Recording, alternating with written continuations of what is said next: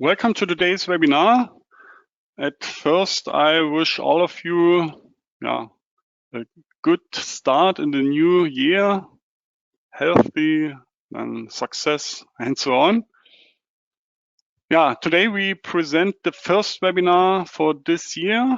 Our regular webinar, most frequently asked questions, are answered by Dlubal support team. My name is Andreas Hörold. I'm responsible for marketing and public relations in the company Dlubal Software. For instance, the technical content of the website, the webinars, newsletters, and so on. I will be the moderator today, and I will also present the first part of the webinar. The second part will be presented by Jürgen. And Jürgen can introduce himself. Yes, thank you, Andreas. My name is Jürgen Teilmann, and I'm with Dlubal Software for about 2.5 years now. I work mainly in customer support, where I answer your emails, your phone calls, your chats, and I did some research to find our most frequently asked questions we answered. So I prepared this webinar. I will present the second half, and in the meantime, I will answer your questions. And Happy New Year from my side as well. And with this, back to Andreas. Okay, thank you, Jürgen. And when Jürgen presents, then I will answer your questions. And maybe an additional information for all who participate the first time. I've been working for the company Dlubal Software for 13 years now. We can switch off our webcams that the attendees can see the full screen. And also a short information for the attendees who participate the first time. You can show the control panel on the right side of your screen with that arrow, and then you can ask enter your question in that field, and we will answer you.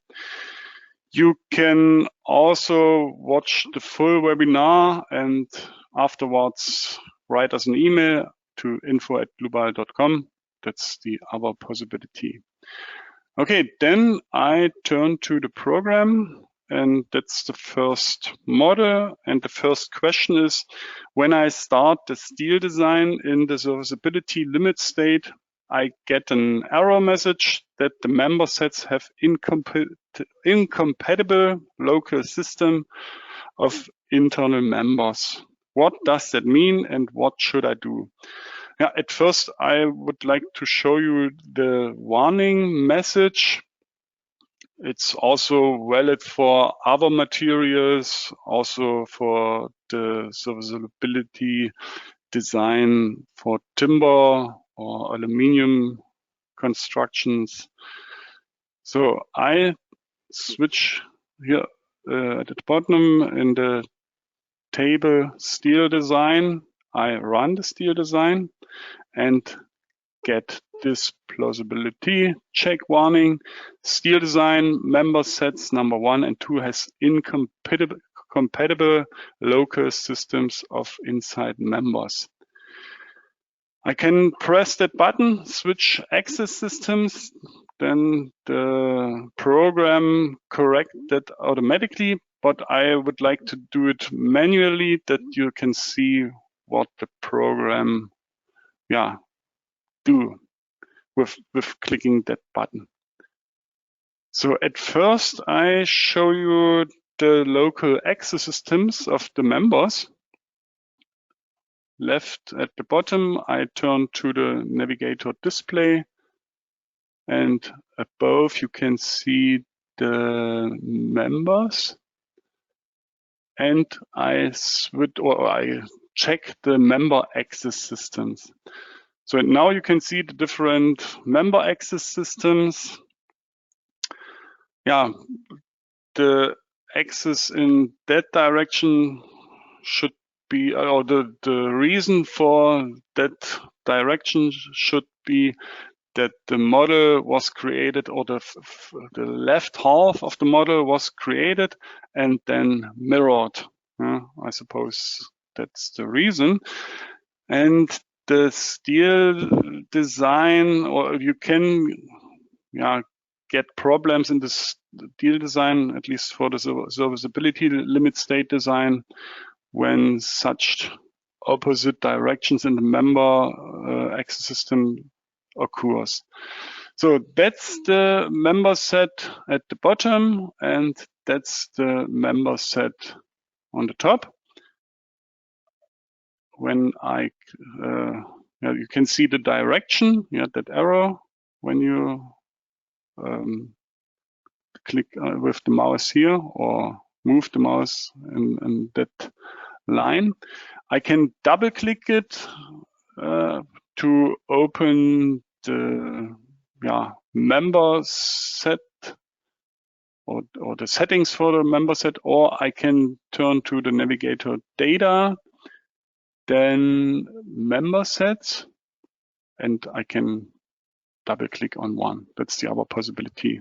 So, and the menu edit member set was opened, and I click on that table here, design supports and deflections. And where you can find the check direction, and that's a quite new option, auxiliary local axis in set direction, or in the auxiliary local in Z or Y.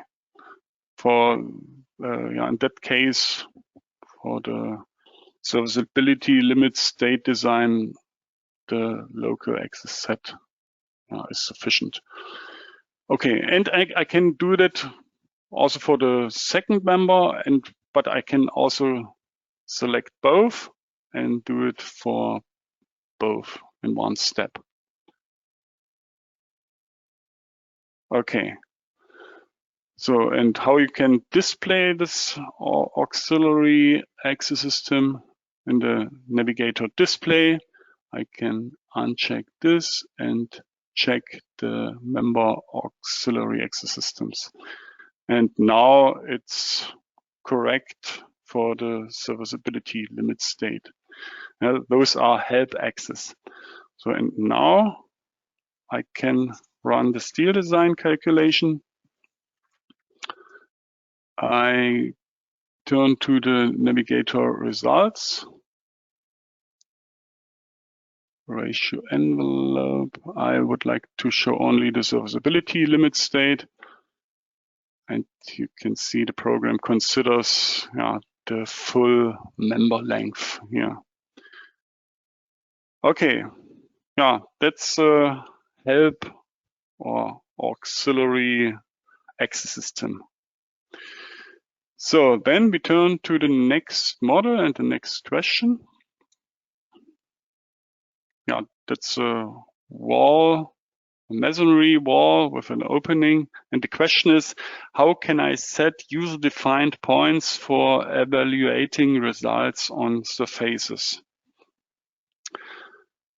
So at the moment, where is activate, I turn to the real left at the bottom to the navigator results.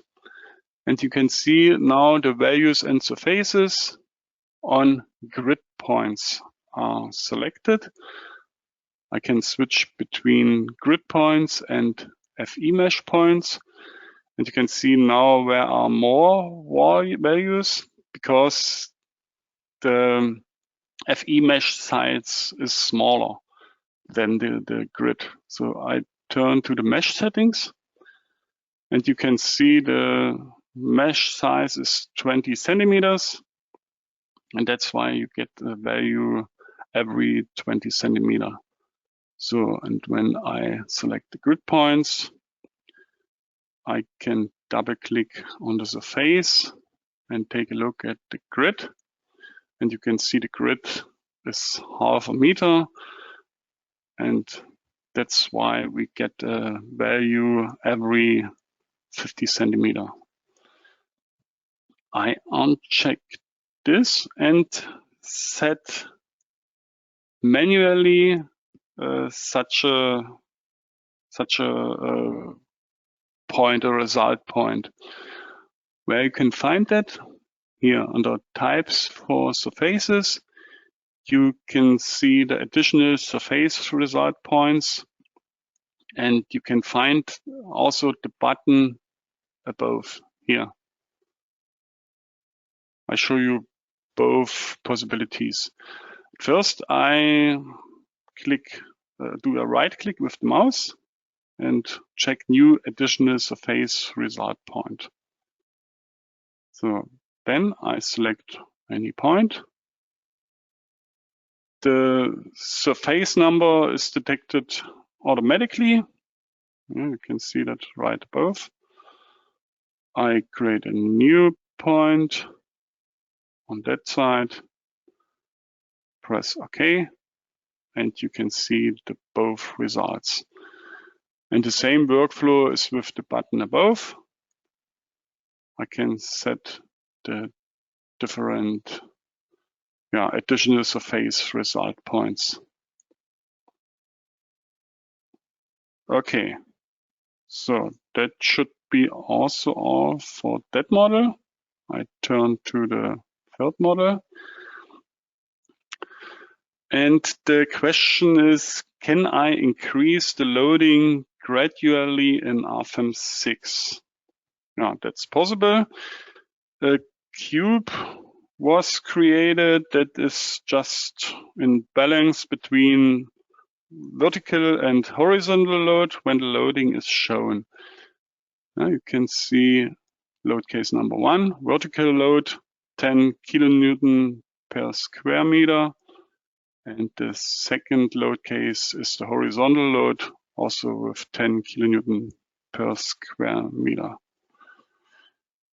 So then I select this line support, and you can see it is supported in Z direction, but where is a nonlinearity failure or in if negative P set.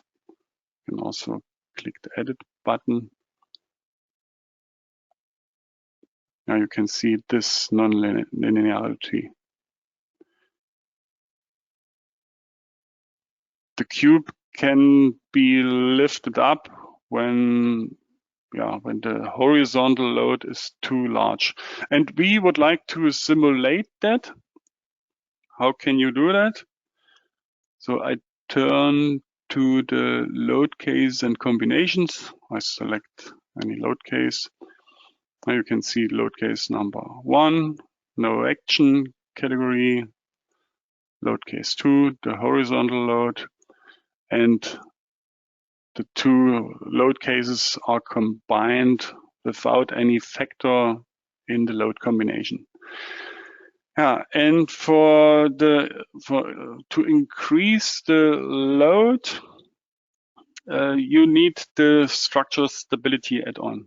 I can check this, but at first I need to take a look in the base data if the add-on is selected. Yes, that's the necessary add-on, structure stability. And I have activated it previously. So I double click on that again, turn to the load combinations, check or set this check, and I have to create a new stability analysis setting. I have to choose the incremental method without eigenvalue analysis. And with that dialog, you can increase the loading. I start with 10%. The load factor increment of 10% is okay. The refinement after last load increment 10, it's also okay. 100, the maximum number of load increments is also okay. And I activate or I enter a limit value when the load increasing should stop. And I would like to save the results of all load increments. Okay, so then I use also a special option. I consider initial state and I select the vertical load.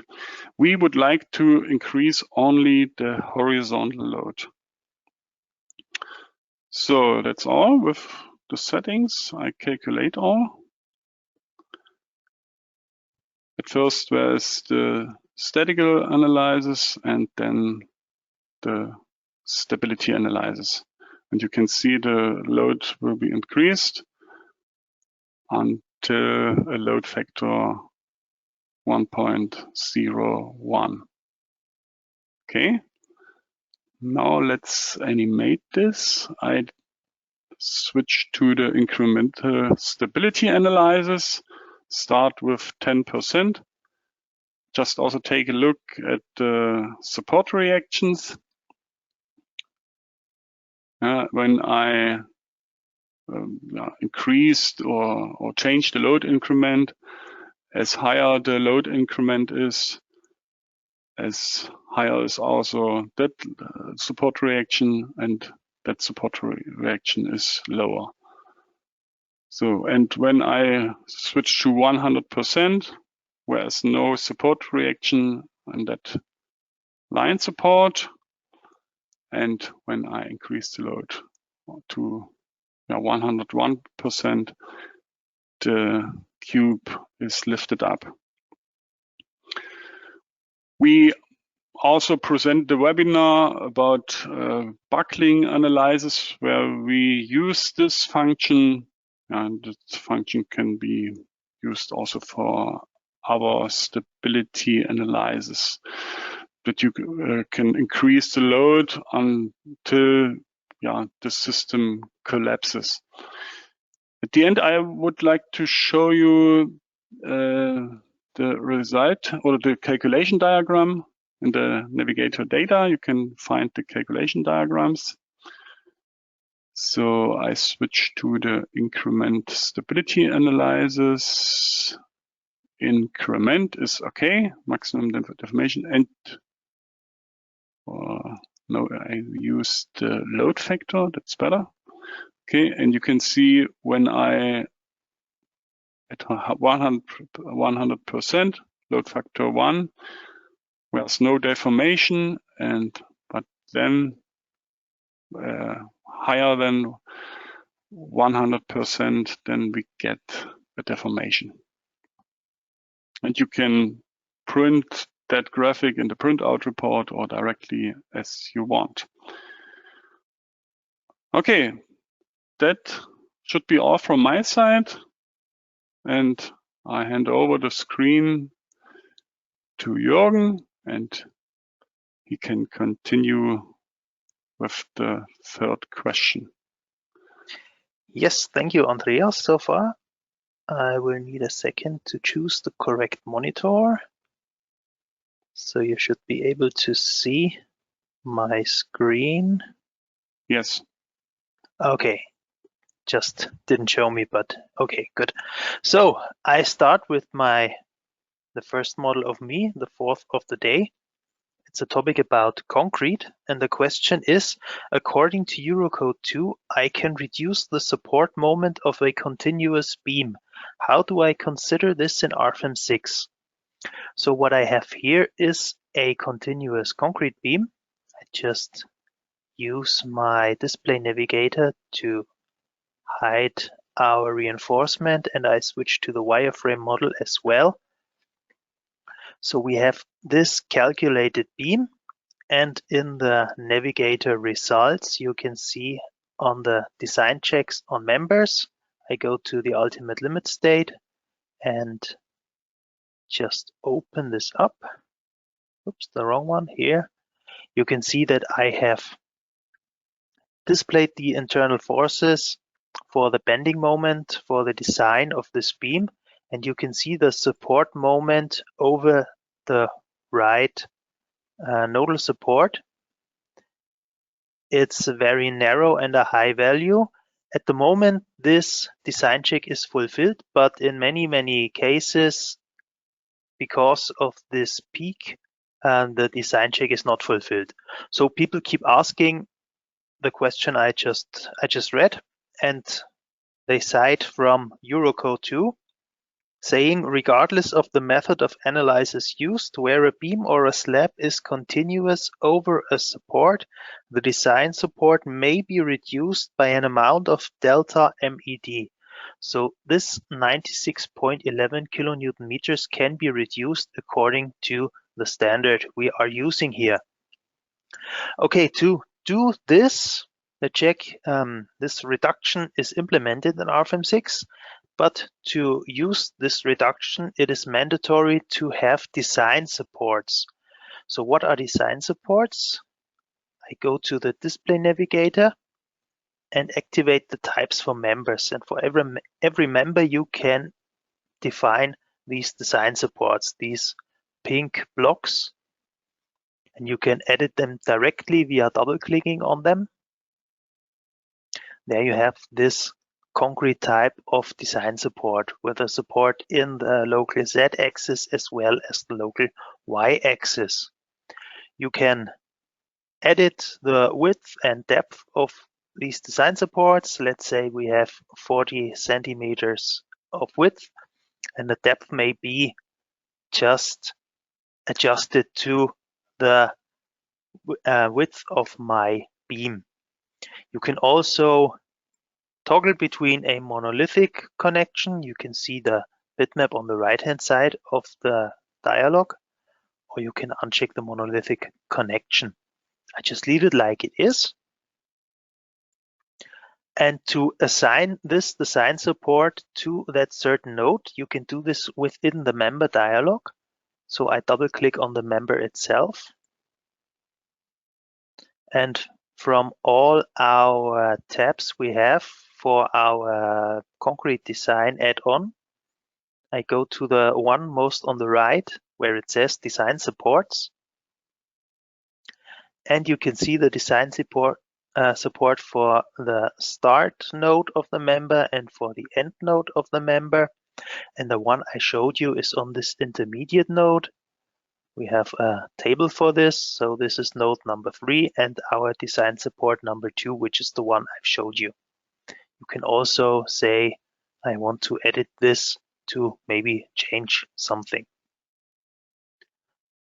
Okay, so that's the first step we need for the moment reduction. The second thing is we need to go to our ultimate configurations. I prefer to do these things, these add-on settings in the table. That's why I have increased the table. I'm in the part concrete design. I pick the second field to edit the input data. And then I go to my ultimate configurations. I double click on that.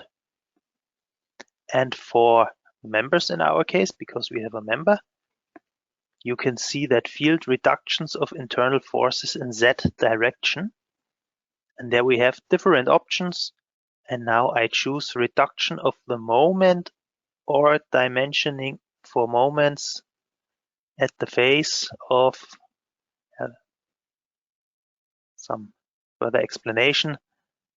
This is for chapter 5322 of Eurocode 2, which is the part of the standard I cited earlier. Okay, as I said, I do the check and say OK. Yes.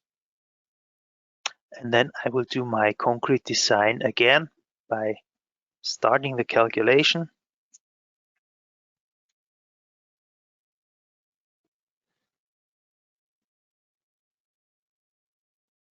And then I just look at the model from this angle. I hide the types for members. And now you can see that the curve of our bending moment is flattened and it's a bit widened because this support moment is spread out over the width of our design support. And now we have certainly reduced the maximum of this support moment, and also the ratio for our design check therefore got decreased. Good, that's for model number 4. I will switch to model number 5, which leads me directly to question number 5, which is I have defined an additional reinforcement on a punching node. However, it is not considered in the punching shear design. What is the reason? So first of all, we now have a surface with one node. There's a column underneath, and we want to perform the design check for punching. Good. I switch to my design ratios on node. The table can be decreased in size a little bit, and we can see that our design check for punching is not fulfilled. I go to the navigator results. I go to reinforcement on nodes. I go to the provided reinforcement to show what is used in the calculation. And we have our longitudinal reinforcement in all directions on all sides of the slab being around 4.24 square centimeters per meter. And I want to increase the longitudinal reinforcement around that node. So I go into the surface with a double click. I go to surface reinforcement, and there you see our base reinforcement, which is across the whole surface.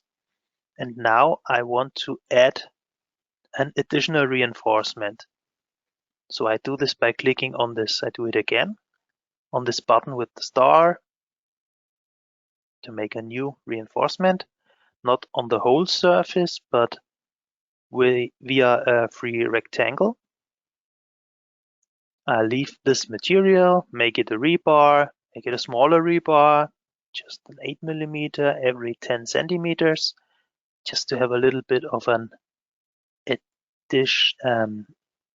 little bit of reinforcement added to that punching node. Make it the same in both directions. And now for the direction and location of this free rectangle, I pick center and sides. For the center, I pick my punching node. And for the side, let's just start very simple with 1 square meter of additional reinforcement. You can see in our preview on the right-hand side that this should be around 5 square centimeters. Okay, yes, and leave the surface and start the punching design once more.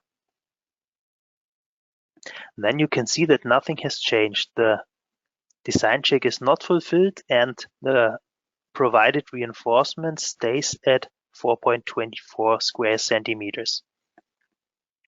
Okay, to see what's the reason for this, I go to my result details of the design check by double clicking on this very line of our table. And when I go to provided longitudinal reinforcement, I just expand this by clicking on the plus, and it tells me the required length of reinforcement in X and Y direction is 1.32 meters, according to chapter 644, sentence 1 of Eurocode 2. And these values, this 1.23 meters, this comes from the minimum length you have to use for longitudinal reinforcement to use it for the punching design.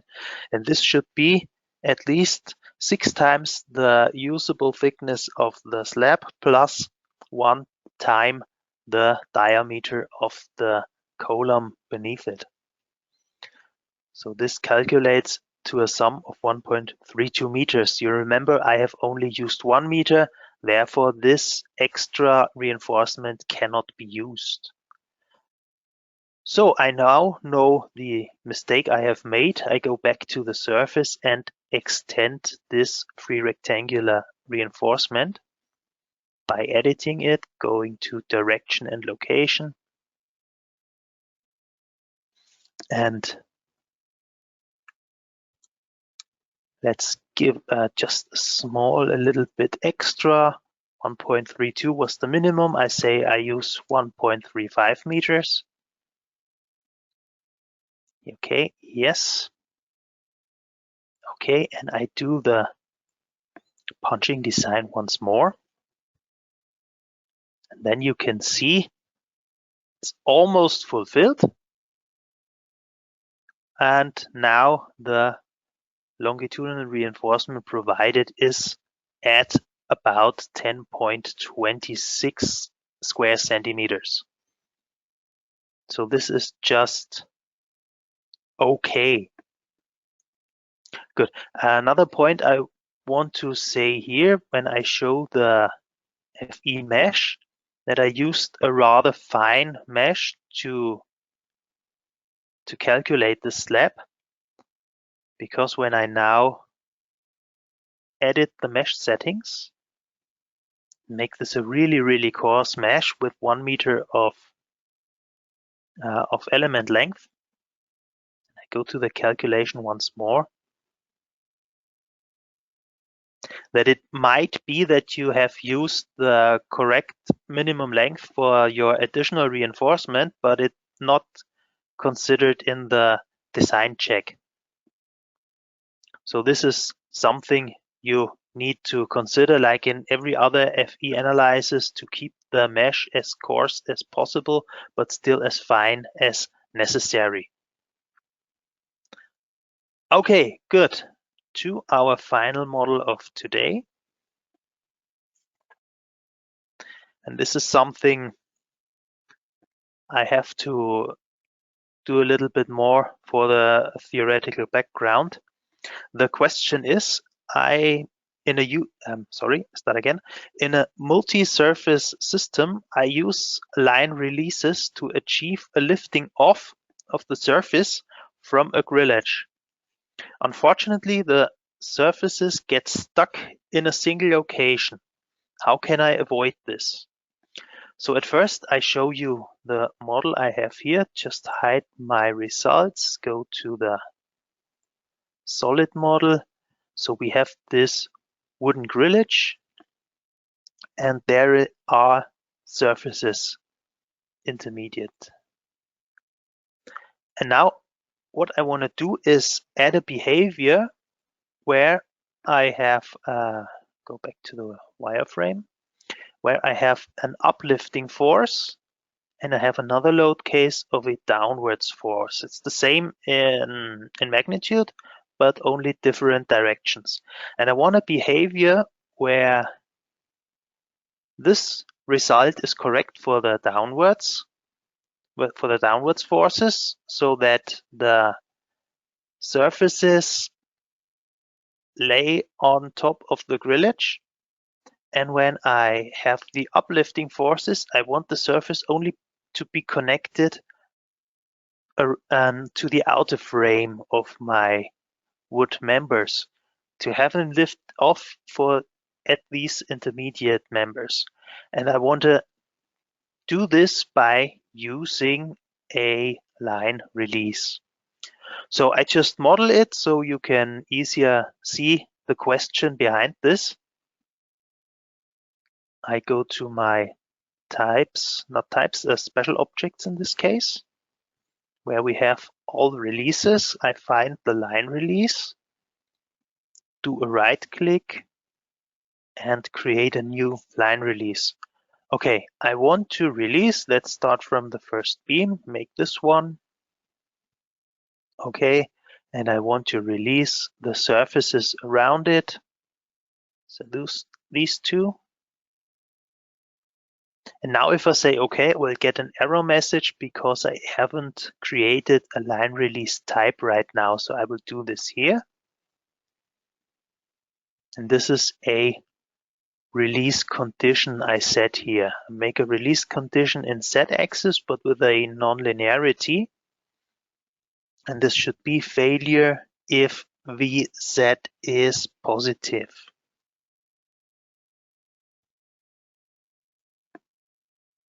Okay, I say okay, and I get a warning because I have not 100% correctly defined my line release. There are some problems with the topology of my system now. The program RFEM recognizes this and gives me some suggestions on how to repair this. Okay, I read the suggestions. It's action number 1, add definition nodes. Action number 2, add members and another surface. So I don't want to add members, to be honest, because I want to separate the surface from the members here. That's why I go to action number 1. And seems okay. I create another line release. It's just the same routine. I use the same line release type. I pick my surfaces.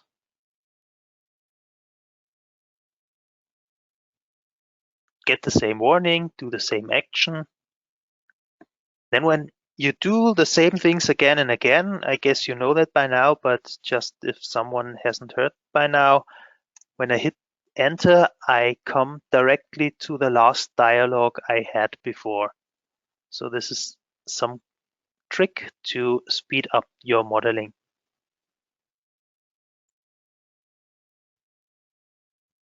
Okay, action number 1, hit enter. For the last one, it's this. Release my surfaces. And here we go. Okay, now all my line releases are defined. I calculate my uplifting forces.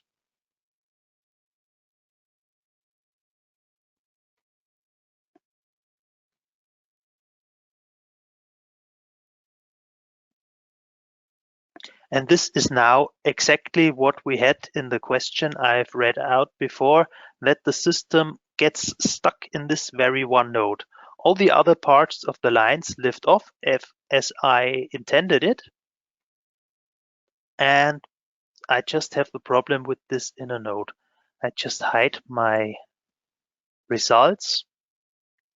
And also in this case, go to the display navigator to hide my members to show you the logic of the logic the releases use. When you say you create a line release, is that you take that line, let's say the first one I used, it's line number 3, and you create a copy of that line, which is in our case now line number 14. You can see this by hovering the mouse over the line. If you don't see this by hovering the mouse over the line, go to the display navigator. Down to the bottom, and there's the pre-selection. If this is deactivated, just check this box and you'll have this pre-selection just as I have right now. So to get back to the point of line number 3 was the original one. With the release, I created a copy, which is line number 14. And the released surfaces now use this line number 14. And the member lies on line number 3. And so now everything I want to separate must have a doubled line or node. So I go to the other line, these are 2. Next line, these are 2. Next line, these are 2. But when I go to this node, node number 6, there's only one node. So all the members and all the surfaces are stuck to this one single node. Okay, I go back to my first line release to see, okay, it must be this definition object, definition node number 6. So this is causing the problems here. I delete it. I say okay, because I now rely on the intelligence of our RFEM, and I can rebrand this node number 6 as a definition node, which I don't want to do because I know this has led to my problems. And in action number 2, I can now add surface number 3. Okay, I will do so. Surface number 3 is the one surface on the opposite of my released line, and you can maybe you have come to this conclusion yourself, you need to release surface number 3 as well within our line release number 1. Okay, this has been done. I calculate the load case once more.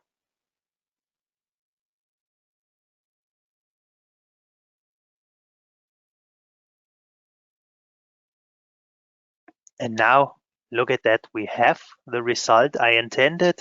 The surface is lifting off. It's still hanging on the corner members of my frame. And when I go to the downwards load case, just to have our results complete, the surface hangs on all the members, just like intended. Okay, so these are the 6 questions we answered today. Thank you very much from my side for your attention, and I will give the hosting back to Andreas. Okay, thank you, Jürgen. Here we have it. Yeah. Thank you for your presentation. Before I will show you the website with the recording, or where you can find later the recording and the models and the PowerPoint slide, I would like to give you a hint that you can book your free online appointment, such as a product demonstration, for any add-on or for the program itself. Yeah, that's possible. Then you can click that link, or you can scan that QR code. Also, when you would like to get a non-binding offer or something like that, just contact our sales team. Okay, then I turn to the website. Our website is dlubal.com, and under news and events, you can find our webinars. All our webinars are recorded. That's the webinars of the next weeks. The Grasshopper link webinar in the next week. Then in the week after next week, I present the news in RFEM 6 and RStab 9. I present features and add-ons that we integrated in the programs in approximately in the last year. Then it follows the webinar about the geotechnical analysis add-on, then about the timber add-on, timber floor calculations, and in the middle of February follows the next FAQ webinar that we also presented today. That's today's webinar. It's already a previous webinar on our website. I click on it. In the next days, you will get a link or an email with a link that leads directly to that page here. And when you get the email, then the recording is online on that place here. You can already find the presentation slides here and also the models that we presented in today's webinar. Okay, that should be also all from my side. Thank you for your attention. Thanks to Jürgen for his presentation and for the preparing of the webinar. Maybe a last hint, when you leave the webinar, there's a small survey. Just take the minute to answer some questions. You can score the webinar. Just note that the worst score is 1 and the best score is 5. You can enter wishes for future webinars, but you can also leave the field empty. Okay, I hope we meet each other in a future webinar. Thank you for your attention again, and bye-bye.